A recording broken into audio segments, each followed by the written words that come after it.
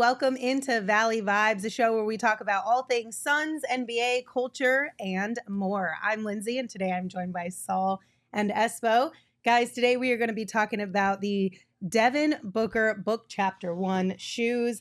Obviously, highly anticipated, especially here in Phoenix amongst Suns fans. But last month, Complex Sneakers shared a post on Instagram asking if Nike is fumbling the D-Book 1 launch. And I think we are all in agreement that the answer is yes. Yeah, 1,000,000%. From top to bottom, it's just been fumbled. Yeah, honestly, and I've said this before, I think it feels like they let a marketing intern do their capstone project with this. It has not been good. We've seen so many teases and colorways and everything long before there was even a launch date announced. We saw the misstep of launching 500 shoes in Miami. There's just been so many issues along this path. And, I know this is the new age and I sound like old man yelling at clouds, but everything I'm hearing is the sneaker app is where it's going to launch next Saturday when they launch this shoe, which again, not localized to Phoenix, which is where so many of the fans want to get their hands on these book ones on release day, which, if that is true, another big misstep. See, and I hope that's not the case. And I would be really surprised if it was, because within that Instagram post that Complex Sneakers shared, Book decided to hop in the comments because he was taking a lot of L's in the comments in there. So he wanted to set a few things straight and talk with some people who want to get their hands on his shoes. So he commented on the actual post in general, saying a lot of people feel the same way, with a sad face emoji, to which I'm thinking he's referring to the fact that Nike is kind of dropping the ball when it comes to the launch of these things. Then he followed up with a comment that said, in stores, February 17th, should try them in person. So my understanding of that comment, and granted, first and foremost, the fact that we even have to find out when it's launching through an Instagram comment on Complex Sneakers, not some curated cool video that Book got to share on his own social pages, is garbage to begin with. Yeah.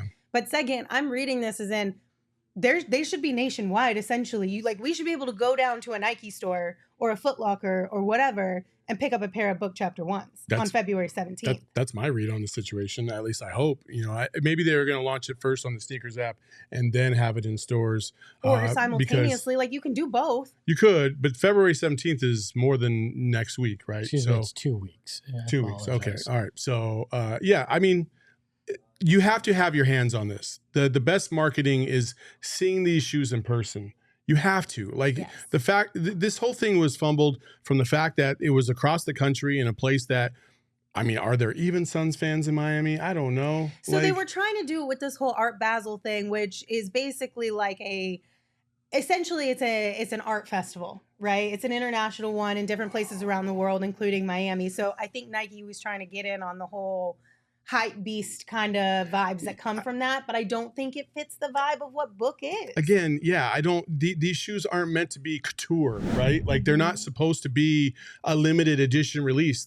That's not what Devin Booker wants. He wants everybody in the Valley to be able to get their hands on these shoes. So when you do this kind of finessed release, there's such thing as being too trendy for your own good. And I think this is an example of that. Well, you're launching it February 17th. You know what February 17th is? All-Star Saturday. You know where Devin Booker is going to be when they launch his shoe? Not in Arizona. He's going to be in Indiana. Why? Why do that? Well, a guy that's been all about the Valley, about his dedication to the Valley, is not even going to be in the Valley when this shoe launches. And I get it. Nike wants a global launch, looks at it as a national thing. All-Star is going to be a big deal.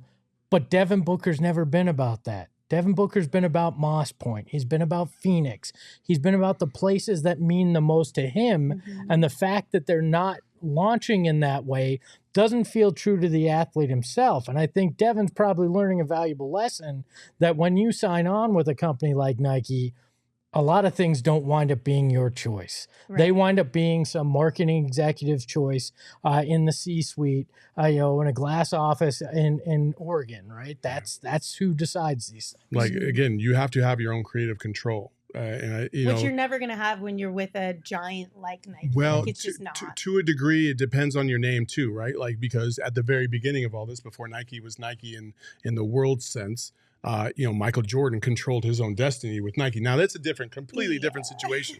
However, like, you've already waited 8 years of your career to get your own shoe.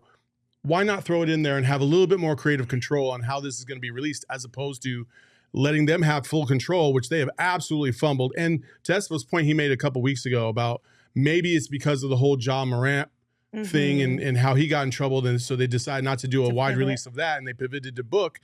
Again, they fumbled that too. Like, that should not have happened. They should have had both ready to go and then gone with Book when everything fell apart. But I just do not like anything about this drop. I will say, though, like, there's no blame in my book as far as how this has all gone out on Devin Booker's shoulders, because as much as, yes, it would be nice if Devin had a little more creative control. Like, again, when you're talking about a signature athlete working with a brand as big and huge as Nike, there's a limited amount of negotiation power that I think you have, even as a Devin Booker, right? Like, you're going to Nike because Nike wants you to be their signature athlete. You want to be a part of that because it's a global brand. Like, let's be honest, even though Book is an all-star and Book is fantastic, Nike is bigger than Book right now. Oh, and will forever be. Look, I think this is also a learning lesson too, because this is the first major deal like this that he's entered into. And you probably don't think in some cases that I need to push for that kind of creative control. You assume it's collaborative. His agents, his representatives. And I'm sure that some of it was, this will be collaborative. We'll do this. And if it was a Ja Morant reaction, why they went so early with it, that probably changed everything as well, because Nike goes into crisis management mode, is trying to figure out anything that they can do. So it pulls that control further away from the individual involved with it. That none of this surprises me, having worked in the marketing side.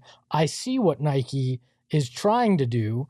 They didn't execute it, and it doesn't necessarily make sense in the way that they went about it, but I kind of understand what they were attempting to do, at least. I also don't agree with the fact that, well, it's Nike. Well, I get that, but things are changing pretty rapidly in the shoe space.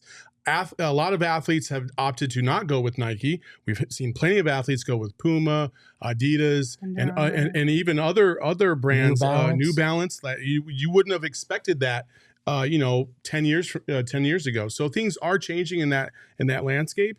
Again, like, you can make a name for yourself, probably a bigger name for yourself, if you lift up one of those other brands as opposed to Nike, who doesn't really need to lift. And also, Nike has started to pivot in a lot of different other areas. Like, they ceased their relationship with Tiger Woods, and Tiger's the biggest name in golf. Like, even to this day, even the fact that he's not even playing anymore. So you can pivot away from Nike if you do it the right way and still be highly successful. I know he wanted to do Nike. I get it. Like, that's just what he grew up with. Kentucky was a Nike school. The Suns have a relationship with Nike. The Kobe's, the relationship with Kobe. I get it, but creative control, I think he's also learning, like, you need to have more control over your own situation than I think he does right now. I think there's two different things. Marketing control and creative control are different. It seems like he's had a lot of creative control in how these look, what they're like, how they're like. That I feel like he had an immense amount of control in. What he didn't seem to have control in is any of the marketing side of it, which, to your point, I think is something that these athletes should be asking for. But it does seem like Nike very much took his personality, his aesthetic, his desire and respect for the game into consideration when they were making the shoe.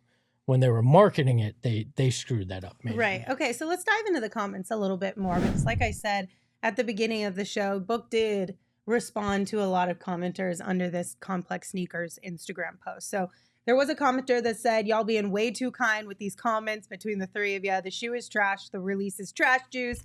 Nike fumbled the whole bag before it even released. Book responded, how is the release trash juice before they release? So a little bit of semantics here, in my opinion. Sure, the release itself might be it remains to be seen, but it might be great. We might love it, and everyone who wants one gets their hands on a pair. But the lead up to the release, the inconsistency around the whens, the whys, the hows, kind of trash juice a little bit. Sorry. No, yeah. I mean, and that's no disrespect to Book. He It's didn't have any not. control over that. No. And that's cool. But like, yeah, ideally, you would have released this at a minimum in Phoenix. At a minimum. Like, the fact that they didn't even do that, that is trash juice. It's so much trash juice that Oscar the Grouch has bottled it and is enjoying it within his trash can right now. There But you go. look, they could very much wind up going out there on All-Star Weekend and have an unbelievable ad campaign, an amazing commercial that runs during All-Star Saturday and the All-Star game. All those things can still happen. The launch here in town may be really cool. They might do something even though Book's not here. Sure, but the pre-release marketing is really what it is, and he's splitting hairs there, and he knows he is because he agrees that I'm sure that the pre-marketing of this has been a disaster. He's hedging his bet and playing company man, saying, "Well, you haven't seen the release yet, right?" Yes. It is kind of weird that he didn't say anything about the shoe to defend it, Well, but I think that's next, another thing. Espo, that's next, right? Because that commenter said that the shoes were trash, and a lot of people have been having the conversation around like, can you really find a good balance between a high performance athletic shoe and a lifestyle shoe, which is exactly what Book was trying to do with these shoes from a visual perspective, which is all I'm really looking at this from, because to be honest, I'm not putting these shoes on and going out and playing basketball in them. I think that they hit the nail on the head as far as making a lifestyle shoe that is still an athletic shoe that is usable in those high performance situations. Because somebody else in the comments said, I couldn't disagree more. When a shoe is too high tech and too high performance, all folks say is that it doesn't look wearable. And they think that this shoe can be worn on and off the court, and the colorway possibilities are endless. Book went in and responded, appreciate that, with a salute emoji. From a lifestyle perspective, from a visual, just like I want to wear these as an everyday shoe, I think he hit the nail on the head. But Saul, you wear basketball shoes to play basketball in. Do you think, obviously we don't have the shoes in hand, we haven't been able to try them on, but from what you've seen from these shoes and Book wearing them and his performance in them, do you think that he accomplished that? I do think he accomplished that. Now, again, it's hard to say that without actually wearing the shoes and see how they feel and how they work and all that stuff. But Book has been wearing them in games. They seem to be just fine, and they seem to perform well. And so I think he has accomplished that. They very much are kind of an ode to a lot of the traditional shoes. There's some Air Force One kind of vibes to it. There's some Kobe acknowledgments in there. Like, I'm okay with the whole shoe. I'm okay with that. I think some colors do not work. That's a different topic. But I do think overall, if that's the aesthetic that he was going for, I think he did accomplish that. I think it's baller in business. It's a shoe that you can, like, with the office dress becoming more relaxed and sneakers being an acceptable thing now in offices, this is a shoe that you could wear to work and not feel like people are going, well, why is he wearing a basketball shoe? It looks ridiculous. Like, you can walk into, a meeting, a board meeting, rocking a pair of those, and nobody's going to look twice at you as why is he doing this? But then the fact that they're functional too, and being able to play the game in it, I think is a fantastic balance there, because that's the sweet spot for Nike, even from a marketing perspective, where it can be both, where both sectors can buy it, where the fashion minded and the functional minded can buy the shoe and accomplish both things they're trying to. And that's what I like about this, is that I don't feel like it's really been attempted in this way before, right? It's been talked about, but I feel like it's so difficult to actually really bring that to life. Yeah, like we saw James Harden shoes. Like, nobody's wearing that shit to the office, but you can you shouldn't wear it on the court. It looks ridiculous too, but you're not walking into a meeting wearing those, space looking shoes, right? But you could walk into a meeting wearing a Book. There's been plenty of shoes, but the two that I can think of where it's been a crossover, and one of them is because of just the retro and the historical aspect of Chucks. I think Chucks were the first one. Yeah. If you wore Chucks today with your outfit, it's probably not a big deal because they're Chucks. I mean, like they're classic, they're vintage. Yeah, that was a maturation thing. It came over years. Yeah, but that was also, back in the day, that was the most highly regarded shoe in terms of playing basketball. Like that was, everybody had Chucks, right? The other ones are Jordans. Just you can go down the list of any Jordan really, and there's going to be one that you can wear on the court and you can wear to the office or whatever. So those are the two kind of iconic shoes that cross over. But it's very hard and it's very rare that you find that kind of stuff. Kobe's, depending on which Kobe you go with, and most of them, they're going to feel like a basketball shoe. Right. It's just very hard to cross over to the other. Giannis has a shoe. Ja Morant has a shoe. None of those shoes feel like an office type shoe. They feel like very court driven. So it's hard to kind of cross over. It's a very difficult thing to pull off.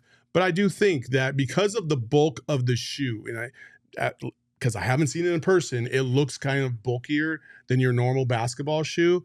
That to me gives it a little bit more firmness in terms of what you can wear with it, and in the kind of like the Air Force Ones, a bulkier kind of shoe. And I feel like because of that thickness, for lack of a better word, I think that's what translates to outside the court as well. I agree. And then the last comment we'll talk about here under this Instagram post, somebody said, how can people hate a shoe that no one has in hand and say that it's trash? And Devin responded with a bullseye emoji. So I think this is just a good reminder and a way to close out this show that while it has been a frustrating process, especially from a Suns fan perspective, with these new shoes from Devin Booker, we're going to have to wait until February 17th to really know. We're going to have to wait until we all can collectively get our hands on these shoes, try them out, wear them, style them, play basketball in them to fully be able to judge them. So I would just say, as much as this has been a pain,